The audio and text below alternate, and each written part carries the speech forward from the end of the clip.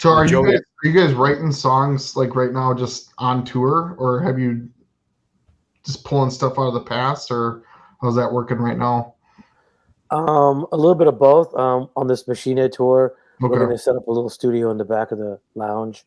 And we're Okay. going to be able to, write and record and get some ideas down. That's cool. Sometimes it's kind of hard, especially for Milo, because he's going to be singing every night. Yeah. So, yeah. He would only really be able to do stuff, on the days off or something like that, because, you got to rest your voice.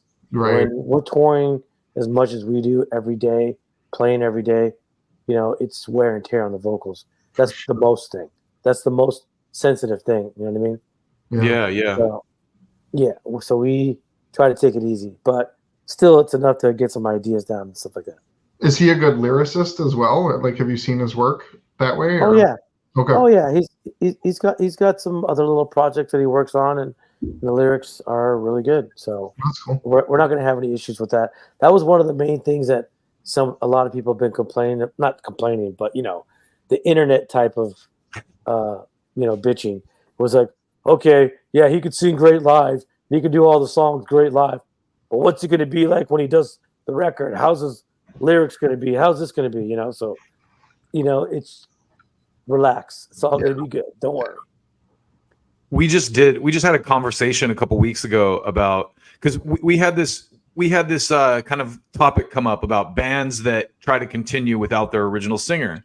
Mm-hmm. And at first it was kind of like, bands like Stone Temple Pilots or Sublime, it's kind of tough because so much of the emotional content of the songs is based on the singer.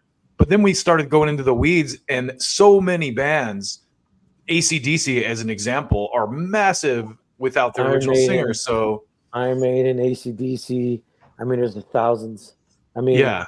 Napalm Death, there's not one original member in the band.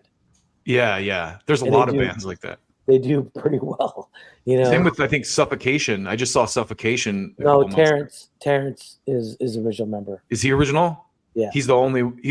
I don't even know though, because in their Wikipedia anyway, it says he came in like not, he was there at the beginning, but he wasn't the actual original guitarist. So maybe I'm wrong on that, but still, he's the glue that holds that band together and has been pretty much. Yeah. There's been quite a few bands have been successful without it, and as a matter of fact, gone on to do better things, bigger than the original singer. Mm-hmm. So, I mean, one of my favorites was Dio when he was in Sabbath. I mean, come on, man. Heaven and Hell, Mob Rules was badass. The band even got Dehumanizer. Heavier. Yeah, the band got heavier. You know what I mean? Mm-hmm. So. Yeah, and you can give Ozzy all the respect in the world, but that's just. Yeah, that's a great example. Too. Black Sabbath. Yeah, I'm not. I was never really too concerned about it. I mean, I was more concerned about how, Milo was going to take the backlash if there was going to be any. I was more concerned about that because, a lot of people, they get a lot of hate on the internet, and some people get affected by it. They could be, they can get depressed. People can get depressed or angry or whatever. But he's pretty much been handling it in stride, and there hasn't been really a lot of backlash, which is good. Yeah, that's good. As soon as I saw some video of you guys on YouTube, I went, "Wow, Dino's done it again. Like he's got it. The band is killing it."